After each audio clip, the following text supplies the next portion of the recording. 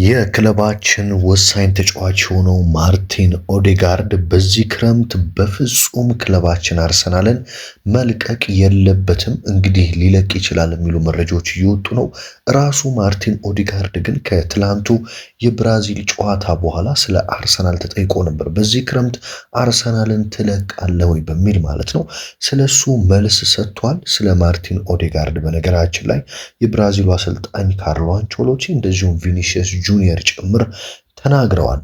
በተጨማሪ ሌላኛው በዓለም ዋንጫ እንግዲህ ቡካዮ ሳካና ሚኬል ሜሪኖ ታሪክ የሰሩ ተጫዋቾቻችን ሆነዋል። የክለባችን ስፖርቲንግ ዳይሬክተር የሆኑት አንድሬ ቤርታ ደግሞ ስለ ዘንድሮ ዝውውር መስኮት ተናግረዋል። ተጠይቀው ነበር ትላንትና ምንድነው አርሰናል ቤት እየተካሄደ ያለው፣ እንዴት እስካሁን አንድን ተጫዋች አታስፈርሙም በሚል ጥያቄን ቀርቦላቸው ነበር። አንድሬ ቤርታ ታዲያ ምላሽ ሰጥተዋል ማለት ነው። በተጨማሪም ስለ ብሩኖ ጉማሬሽ እንደዚሁም ስለ ሞርጋን ሮጀርስ፣ ክሪስቶስ ዞሊስ እና ሌሎች የዝውውር መረጃዎችንም አዳዲስ መረጃዎች ስላሉ እነሱንም ወደ እናንተ አደርሳለሁ። ውድ አድማጭ ተመልካቾቼ ሰላም በያላችሁበት ይሁን። በቀጥታ ወደ መረጃዎቹን የምወስዳችሁ የአርሰናል ደጋፊ ሆናችሁ ይህንን ቻናል ሰብስክራይብ ካላደረጋችሁ ሰብስክራይብ ማድረግ አለባችሁ። ምክንያቱም ይህ ቻናል በኢትዮጵያ ትልቁ የአርሰናል ዜናዎችን በየቀኑ የሚያቀርበው ቻናል ስለሆነ ማለት ነው። በቀጥታ ወደ ማርቲን ኦዴጋርድ መረጃ ሄደን ነው የምንጀምረው። ቪዲዮውን ግን ላይክ አድርጋችሁ መጀመር አትርሱ። እናንተ ላይክ ስታደርጉት በርካቶች ጋር ስለሚደርስ ላይክ ማድረግ አይረሳም። ስለ ማርቲን ኦዴጋርድ ጉዳይ እንግዲህ ስንመለከት በዚህ የክረምት የዝውውር መስኮት በአርሰናል ቤት በጣም አስደንጋጭ ሊሆን የሚችል ዝውውር ቢኖር የማርቲን ኦዴጋርድ ነው። ምክንያቱም በጣም ታማኝ የሚባሉና ለአርሰናል ቅርበት አላቸው የሚባሉ የመረጃ ምንጮች ኦዴጋርድ በዚህ ክረምት አርሰናልን ሊለቅ ይችላል የሚል መረጃዎችን በተደጋጋሚ ሲያጋሩን ስለነበረ ብዙዎቻችን ፈርተን ነበር። ማርቲን ኦዴጋርድ ቢያንስ በዚህ ዓመት በክለባችን መቆየት አለበት ብለው ከሚያምኑ ሰዎች አንዱ እኔ ነኝ። ትናንትና ምሽት ታዲያ በዓለም ዋንጫው የክለባችን ተጫዋች ማርቲን ኦዴጋርድ የኖርዌይ ብሔራዊ ቡድንን ይዞ ብራዚልን በመጣል እንግዲህ ስምንቱን መቀላቀል ችሏል። በዚህ ታዲያ ከጨዋታው መጠናቀቅ በኋላ ጋዜጠኞች ይህንን ራሱን ጥያቄ አንስተውለት ነበረም። በዚህ ክረምት አርሰናልን ትለቃለህ በሚል ብዙ ወሬዎች እየተወሩ ነው።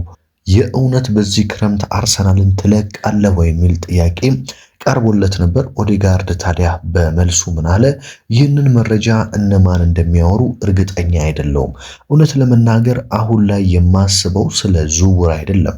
አሁን ላይ እቅዴ የዓለም ዋንጫውን ከኖርዌይ ብሔራዊ ቡድን ጋር ረጅም ርቀት መጓዝ ነው። ነገር ግን እኔን ከጠየቃችሁኝ በአርሰናል ቤት እጅግ በጣም ደስተኛ ነኝ። አርሰናል ማለት ለኔ በጣም ብዙ ነገሬና የህይወቴን ጣዕም የቀየረ ትርጉም የሰጠ የእግር ኳስ ክለብ ነው። በአርሰናል ቤት የጎደለኝ ነገር የለም፣ ደስተኛ ነኝ። አሁን የአርሰናል ተጫዋች ነኝ። ነገር ግን በእግር ኳስ ሁሉም ነገሮች ተለዋዋጭ ናቸው። የሚፈጠረውን አብረን እናያለን። አሁን ግን በአርሰናል ደስተኛ የሆንኩኝ የአርሰናል ተጫዋች ነኝ ሲል በአርሰናል ቤት እንግዲህ መቆየት እንደሚፈልግ ፍንጭ ሰጥቷል። ነገር ግን ደግሞ እግር ኳስ ሁሌ ይቀያየራል፣ ስለዚህ አዲስ ነገርም ሊፈጠር ይችላል በሚል ቢለቅም አዲስ ነገር እንዳልሆነ ፍንጭ ለመስጠት ሞክሯል። የብራዚሉ አሰልጣኝ ካርሎ አንቸሎቲ በነገራችን ላይ የተሸነፍነው በኦዴጋርድ ምክንያት ነው ብለዋል። ጨዋታውን እንደዚህ አልጠበቅነውም ነበር። እነሱን ፕሬስ ለማድረግ በፍጹም የማርቲን ኦዴጋርድ የጨዋታውን መቆጣጠሩ ፕሬስ እንድናደርጋቸው አልፈቀደልንም። የኦዴጋርድ ብቃት ነው ያንን ያደረገው። እሱ የሚለይ ተጫዋች ነው። ለኖርዌዮች ትልቁን ድል ያመጣላቸው ኦዴጋርድ ነው ሲሉ አንቸሎቲ አድንቀውት ነበር። ቪኒሲየስ ጁኒየር ምን አለ? እኛ ኖርዌይን እንከላከላለን ብለን በፍጹም አስበን አይደለም ወደ ሜዳ የገባ ነው። ነገር ግን ሜዳ ላይ ስንገባ ኖርዌዮች በኳስ ቁጥጥሩ በመሃል ሜዳ ተጫዋቻቸው በአምበላቸው ኦዴጋርድ ምክንያት ጨዋታውን ሙሉ በሙሉ ተቆጣጥረው እኛ እንድንከላከል አደረጉን። ግራ ገባን። በየትኛው ሰዓት ኳሱን ከነሱ ወስደን መቆጣጠር እንደምንችል እንኳን አናውቅም ነበረ። ስለዚህ ይገባቸዋል ድሉ ሲል ስለ ኦዴጋርድም ምስክርነቱን ሰጥቷል። ማርቲን ኦዲጋርድ እንግዲህ በጣም ልዩነት ፈጣሪ ተጫዋች እንደሆነ ተመልክተናል። በነገራችን ላይ የክለባችን አርሰናል ተጫዋቾች ታሪክ እየሰሩ ነው የሚገኙት ጋይስ፣ ምክንያቱም በዓለም ዋንጫው በጣም ደምቀዋል። ከኖርዌይና ብራዚል ጨዋታ በፊት የእንግሊዝና የሜክሲኮ ጨዋታ ተደርጎ ነበር። ቡካዮ ሳካ ታዲያ ታሪክ ሰርቷል። በእንግሊዝ ብሔራዊ ቡድን ታሪክ በወንዶች የዓለም ዋንጫ ላይ ማለት ነው 3 ለግብ የሚሆኑ ኳሶችን አመቻችቶ ያቀበለ ወይም ደግሞ አሲስት ያደረገ ሶስተኛው የእንግሊዝ ብሔራዊ ቡድን ተጫዋች ሆኗል። ገና የተጫወተው 192 ደቂቃዎችን ብቻ ነው። ካሁን በኋላ ደግሞ በርካታ ጨዋታዎችን ያደርጋል። ይህንን ሪከርድም ሊሰብረው እንደሚችል ይጠበቃል። እንግዲህ እንግሊዝ ሜክሲኮን 3-2 አሸንፋ ስታልፍ የክለባችን ተጫዋች ዴክላን ራይስ፣ ኖኒ ማዱኬ፣ ኤቨሪቼ ኢዜ እና ቡካዮ ሳካ ቀጣዩን ዙር ተቀላቅለዋል። ቀጣይ ግን የሚገናኙት ከኖርዌይ ብሔራዊ ቡድን ጋር ነው እንግሊዝ። ስለዚህ በጣም ከባድ ጨዋታ ነው የሚሆነው። ኦዲጋርድ በተቃራኒው ደግሞ እነ ዴክላን ራይስን እነ ቡካዮ ሳካን የሚገጥም ይሆናል ማለት ነው፣ ኤብሪቼ ኢዜን ጨምሮ። ትናንትና ምሽት ደግሞ ሚኬል ሜሪኖ ታሪክ ሰርቷል በስፔን ብሔራዊ ቡድን ከክርስቲያኖ ሮናልዶ ጋር ፖርቹጋል ጋር በነበረው ጨዋታ ተቀይሮ ሲገባ ሁልጊዜ ጨዋታን የሚቀይር ነው። በነገራችን ላይ ተቀይሮ ሲገባ በቃ ውስጤ ሚኬል ሜሪኖ ግብ ሊያስቆጥር እንደሆነ በደንብ እያሰብኩኝ ነበር። ምክንያቱም ታውቃላችሁ ሚኬል ሜሪኖ በአርሰናል ቤት ተቀይሮ ሲገባ ሁልጊዜ ጨዋታ የሚቀይር ግብ የሚያስቆጥር ተጫዋች ነው። የመሃል ሜዳ ተጫዋችነቱ ራሱ ብዙ ጊዜ ይጠፋብናል። ምክንያቱም አጥቂ ነው የሚመስለው። በርካታ ግቦችን ነው ለክለባችን ማስቆጠር የቻለው። ትላንትና ደግሞ ፖርቹጋል ላይ በ91ኛው ደቂቃ ፖርቹጋሎች በጣም ማገገም በማይችሉበት ጨዋታውን ድጋሚ መቀለበስ በማይችሉበት መጥፎ ሰዓት ላይ ግብ አስቆጥሮባቸው እንግዲህ የክርስቲያኖ ሮናልዶን እና የፖርቹጋልን ታሪክ እንግዲህ መና አስቀርቶ ፖርቹጋልን በማሰናበት ስፔን ወደ 8 ውስጥ እንድታልፍ ትልቁን ስራ ሰርቷል ማለት ነው። ስለዚህ ምናልባትም በዘንድሮ የዓለም ዋንጫ አንድ የአርሰናል ተጫዋች ዓለም ዋንጫውን ሲያሳካ ልንመለከተው እንደምንችል ሐሳብ አለኝ። የክለባችን ተጫዋች የሌለበት ቡድን እስካሁን ድረስ እንግዲህ የተወሰኑ ብቻ ናቸው እንጂ አብዛኞቹ ላይ የክለባችን ተጫዋቾች አሉ። 8 ውስጥ ከገቡት ውስጥ ፈረንሳይ ላይ ሳሊባ አለ። እንግሊዝ ውስጥ 4 ተጫዋቾች አሉ እንዳልኳችሁ። ስፔን ውስጥም በርካታ ተጫዋቾች አሉ ራያ ዙሜንዲ ሜሪኖን ጨምሮ። ስለዚህ በቀጣይ በዓለም ዋንጫው ምናልባትም የክለባችን ተጫዋች የሆነ ሰው የዓለም ዋንጫውን ሊያሳካ የሚችልበት እድል አለ። ወደ አንድሬ ቤርታ ንግግር ልውሰዳችሁ። ምክንያቱም አንድሬ ቤርታ ትናንትና በነበረ አንድ የጋዜጣዊ መግለጫ ላይ ጥያቄ ቀርቦላቸው ነበር። ጥያቄውም የቀረበላቸው በዘንድሮ የዝውውር መስኮት ምን ሆናችሁ ነው? ባለፈው ዓመት በጣም የሚገራርሙ በርካታ ዝውውሮችን ፈጽማችኋል። ዘንድሮ ግን እስካሁን ድረስ ምንም አይነት ዝውውር አልፈጸማችሁ። ምንድነው እየታቀደ ያለው? ወይስ ደግሞ በዘንድሮ የክረምት የዝውውር መስኮት ተጫዋች አታስፈርሙም ወይ በሚል አንድሬ ቤርታ ጥያቄ ቀርቦላቸው ነበር። ታዲያ አንድሬ ቤርታ በመልሳቸውም በፍጹም ተሳስታችኋል፣ ተጫዋች አታስፈርሙም የሚለው ነገር ከእውነት የራቀ ነው። እኛ በአሁኑ ሰዓት በዝውውሩ በደንብ እየሰራን እንገኛለን። ነገር ግን እንዳለፉት ዓመታት ዝም ብለን ተጫዋች አናስፈርምም። ወደ ክለባችን የምንቀላቀለው ተጫዋች በእርግጠኝነት ክለባችንን የሚቀይርና አንድ ደረጃ ከፍ የሚያደርግ የፕሪሚየር ሊጉ ዋንጫ አሸናፊነታችንን የሚጠብቅልን እንደዚሁም ደግሞ የአውሮፓ ሻምፒዮንስ ሊግ ዋንጫን ወደ ክለባችን ሊያመጣ የሚችል ትልቅ ዝውውር እንጂ ዝም ብሎ ዝውውሮችን አንፈጽምም ሲሉ የተናገሩ ሲሆን ምን ያህል ተጫዋቾችን ታስፈርማላችሁ ተብሎ ለቀረበላቸው ጥያቄ አንድሬ ቤርታ ይህን ያህል ተጫዋች ብዬ በቁጥር ልናገር አልችልም፣ ምክንያቱም ሁሉም ነገር ተለዋዋጭ ነው። ነገር ግን በእርግጠኝነት ከአንድ በላይ ተጫዋች እናስፈርማለን ሲሉ እንግዲህ ጣሊያናዊው የክለባችን ስፖርቲንግ ዳይሬክተር አንድሬ ቤርታ ተናግረዋል ማለት ነው። እንግዲህ እንደሚታወቀው አሁን ላይ በሚወጡ መረጃዎች አርሰናል ቢያንስ 5 ተጫዋቾችን ማስፈረም ነው የሚፈልገው፣ ከ4 እስከ 5 ያሉ ተጫዋቾችን። የመጀመሪያ ትልቅ ቅድሚያ የሚሰጠው የግራ ክንፍ አጥቂ ቦታ ላይ ነው። እንደዚሁም ደግሞ በሁለተኛነት ትልቅ ቦታ የሚሰጠው የመሃል ሜዳ ተጫዋችና የነ ዴክላን ራይስ የሚያሳርፍ ሰው ማለት ነው።